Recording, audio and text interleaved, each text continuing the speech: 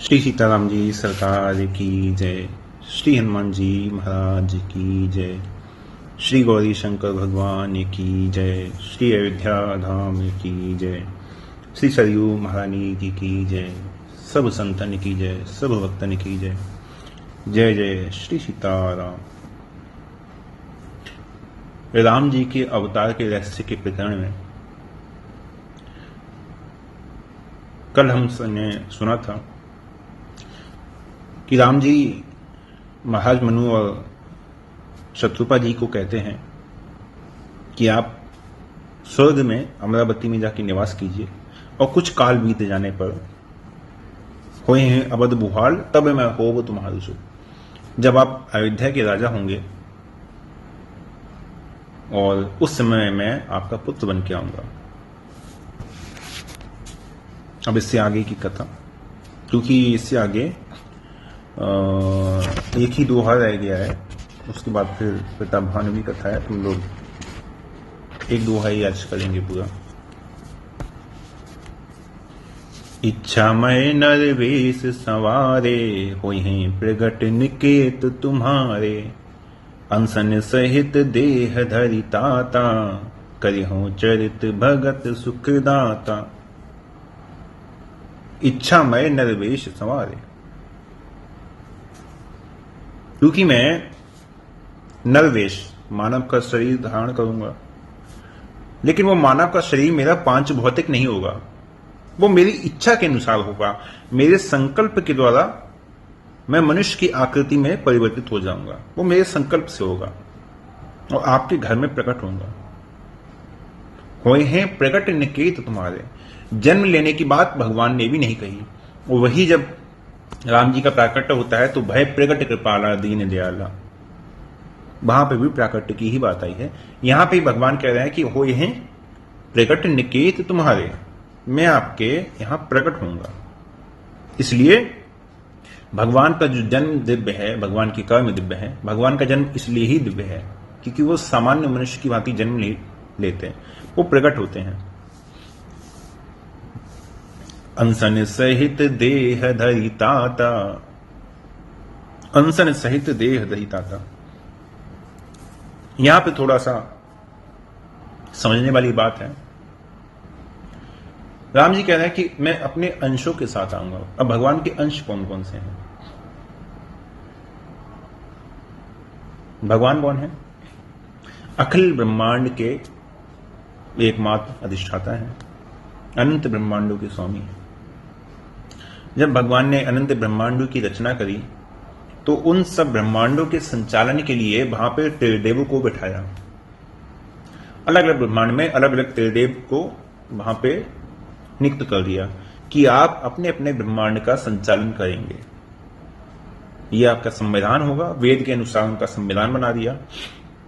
ये आपका संविधान होगा, इस संविधान के अनुसार आप चलेंगे और सबको चलाएंगे। ठीक है।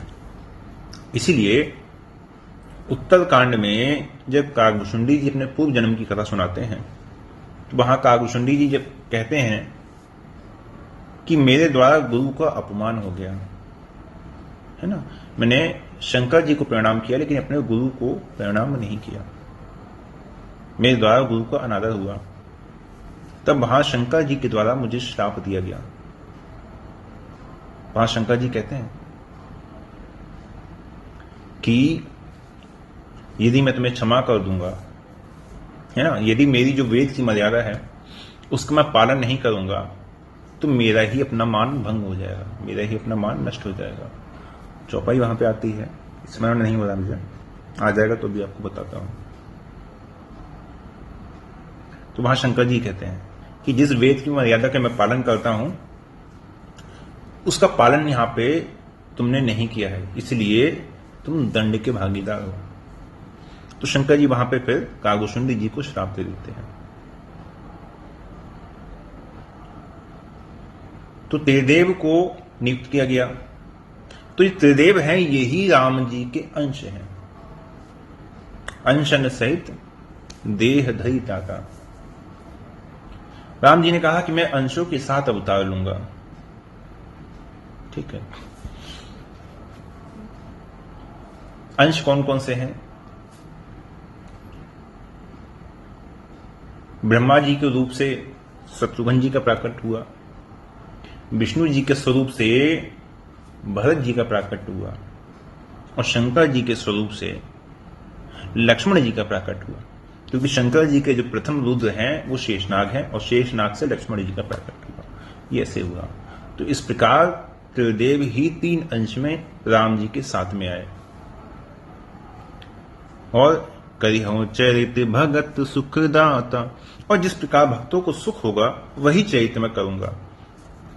और जो चरित्र मैं करूंगा, जे सुनि सादर नर बड़ भागी, भव तरि ही ममता मद त्यागी। जे सुनी, जो चरित्र मैं करूंगा उस चरित्र को जो आदर के साथ सुनेंगे। यहां पे एक विशेष बात कही ना, उस चरित्र को जो आदर के साथ सुनेंगे वो भाग्यवान होंगे, और केवल आदर के द्वारा सुनेंगे तब ही वो इस भवसागर से पार जा पाएंगे। इसीलिए विशेष बात कही ना, पहले कह दिया कि जे सुनी सादर नर बड़ भागी। जो सादर सुनेंगे वही भाग्यवान है।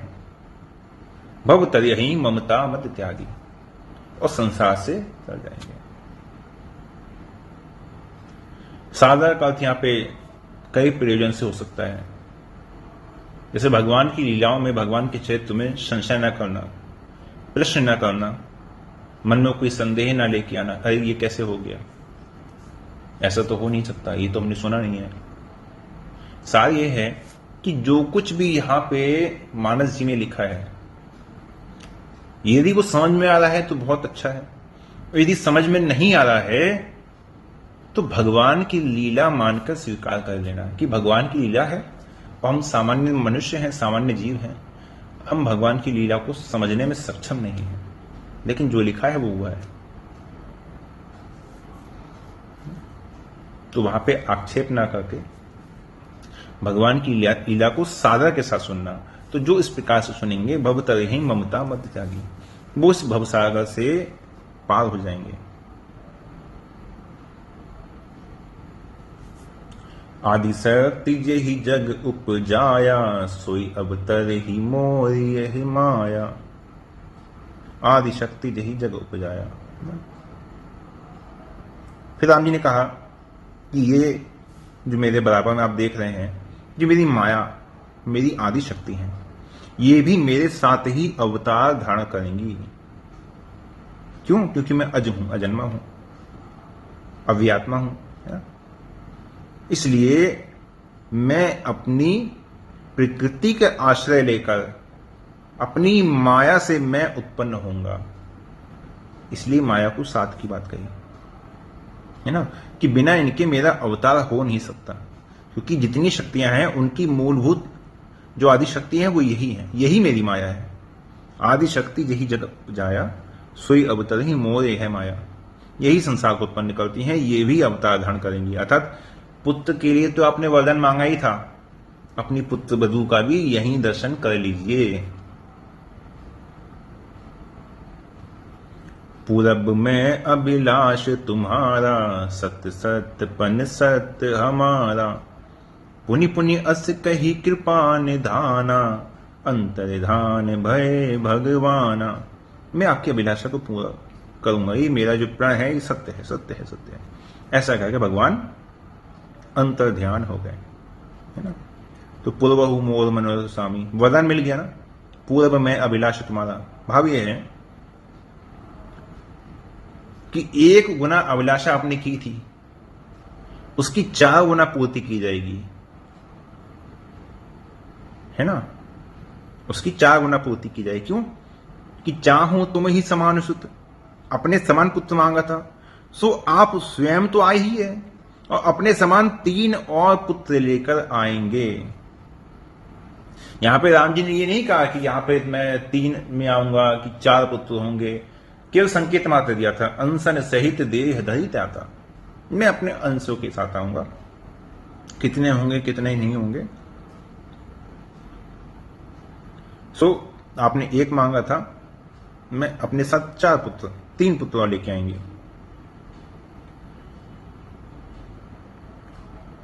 इसलिए 3 बार सत्य कहा, है ना।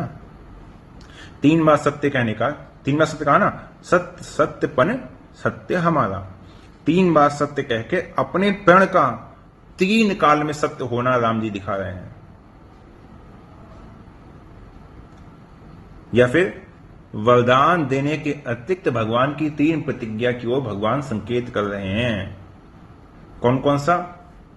इच्छा में नरवेश संवारे, हो यहीं प्रकट निकेत तुम्हारे। एक ये अनसन सहित देह धैताता, करे हूं चैत भगत सुविधाता। एक ये, और तीसरी आदि शक्ति जही जग उपजाया, सो अवतरे मोर यह माया। ये राम जी ने 3 बातें कही। इसलिए मनु शतपथ जी के आश्वासन के लिए कह रहे हैं कि मेरे ये तीनों प्रण ही सत्य होंगे। सत्य सत्यपन सत्य हमारा, तीनों प्रण ही मेरे सत्य होंगे। तो मनु शतपथ जी ने संदेह नहीं किया। पुनि पुनि कही कृपा निधाना, अंतर ध्यान भय जग जाना। और बार बार जब भगवान ने निश्चय कर दिया, अब जब सब बातें समाप्त हो गई तो भगवान अंतर ध्यान हो गए। ना कहीं से आए थे ना कहीं गए, इसलिए यहां पे कोई स्थान नहीं कहा। शंकर जी के लिए कहा जाता है तो कैलाश चले गए, विष्णु जी के लिए कहा जाता है तो कहते हैं वैकुंठ चले गए, नाथ जी के लिए कहा जाता है तो कहते हैं सत्यलोक अर्थात ब्रह्मलोक चले गए। लेकिन भगवान के लिए कुछ नहीं कहा कि अंतर ध्यान हो गए, वहीं प्रकट हुए थे और वहीं की वहीं अंतर ध्यान हो गए। दंपति उर्धरि भगति कृपाला, तेहि आश्रम निवसे कछु काला। समय पाई तनु तजी अन्यासा, जाई कीन अमरावती वासा।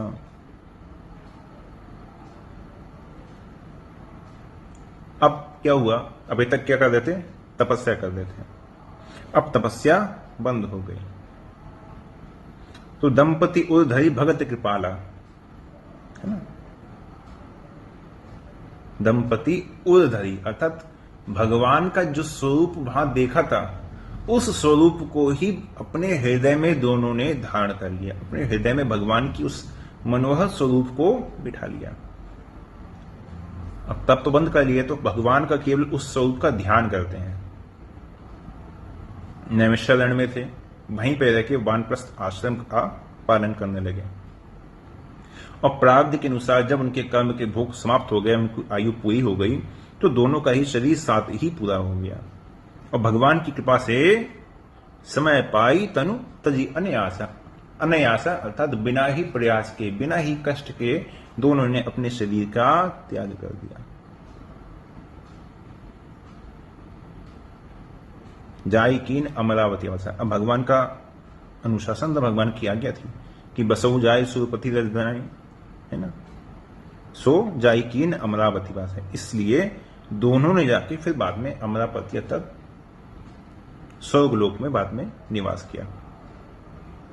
यह इतिहास पुनीत अति, उम ही कही वृष केतु। भरद्वाज सुनु अपर पुनि, राम जन्म कर हेतु।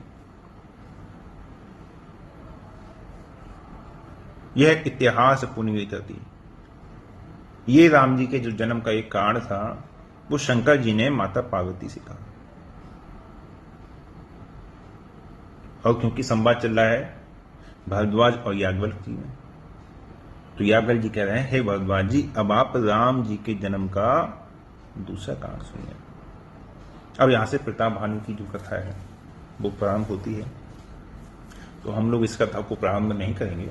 शंकर जी ने मूल रूप से राम जी के जन्म के देखिए 4 कारण बताए, 4 अलग अलग हैं। और प्रताप भानु की कथा को हम लोग इसलिए नहीं ले रहे हैं क्योंकि उसी जन्म की कथा है, ठीक है, उसी जन्म की कथा है जब राम जी का अवतरण होता है। और फिर यहां पे भगवान के अवतार के 2 कारण कहे गए हैं। एक तो कारण मनु शतपथ जी का जो प्रमुख था, फिर प्रताप भानु का रावण होना। दोनों ही एक ही समय के हैं, मतलब जब राम जी का प्राकट्य हुआ है उसी समय के हैं, उसी समय का राम जी का अवतार है, उसी समय का फिर रावण के रूप में प्राकट्य है प्रताप भानु का। इसलिए एक ही कथा को हम लोग यहाँ पे लेते हैं। लेकिन याज्ञवल्क्य ने दूसरी भी कथा कही है। प्रताप भानु की कथा आप सभी विशेष रूप से जानते ही हैं सभी। और कुछ ऐसा गूढ़ उसमें नहीं है भगवान के अवतारों को लेकर या भगवान की कथा को लेकर। सामान्य रूप से प्रताप भानु की कथा है। प्रताप भानु राजा थे, जंगल में जाते हैं। जंगल में उनको एक सन्यासी योगी मिलता है जो कि पूर्व में उनके द्वारा हराया हुआ एक राजा ही होता है, जो कि जंगल में जाके रहने लगता है। प्रताप भानु उन्हें पहचान नहीं पाते हैं, लेकिन वो प्रताप भानु को पहचान लेता है। उसकी एक राक्षस से मित्रता होती है और राक्षस के द्वारा ही वो कुछ ऐसा षड्यंत्र करते हैं प्रताप भानु को ये वक्त स्वीकार करवा देते हैं कि नाम एक तनु है ना, कि हमारा नाम एक तनु है। जब से सृष्टि की रचना हुई है तब से मैं ही हूं यहां पर। और प्रताप भानु कहता है कि मैं संसार को कैसे जीत सकता हूं। तो वह कहते हैं कि संसार को तो आपने जीत ही लिया है। यदि आप ब्राह्मणों को जीत लेंगे तो फिर आप सारे संसार को जीत लेंगे। तो आप ऐसे कीजिए, आप ब्राह्मणों का भोज कीजिए, ब्राह्मणों को प्रसन्न कर लीजिए और उस भोजन को मैं पकाऊंगा। तो प्रताप भानु को उनके राज्य में पहुंचा देते हैं और अगले दिन जब भोज होता है तो वो ब्राह्मणों के भोज में अशुद्ध भोजन है ना, जानवरों का मांस, ये सब पकाते हैं। और ब्राह्मणों को जब खिलाया जाता है तो वहां आकाशवाणी होती है कि हे ब्राह्मण देव, आप ये सब नहीं खाइए क्योंकि ये सब अशुद्ध है, अपवित्र है। तो ब्राह्मण कुछ और नहीं सोचते, आकाशवाणी का संकेत होते ही राजा प्रताप भानु को उनके प्रमुख मंत्रियों के सहित सबको श्राप दे देते हैं कि आप जाके राक्षस योनि में चले जाइए। तो वही प्रताप भानु फिर बाद में जाके रावण हुए। इसलिए मैंने संक्षेप में कथा कही। और ठीक है, आज के लिए हम लोग यही विश्राम देते हैं और राम जी के अवतार के जो रहस्य थे वो प्रसंग आज यहाँ पे पूर्ण होता है। जय जय श्री सीताराम।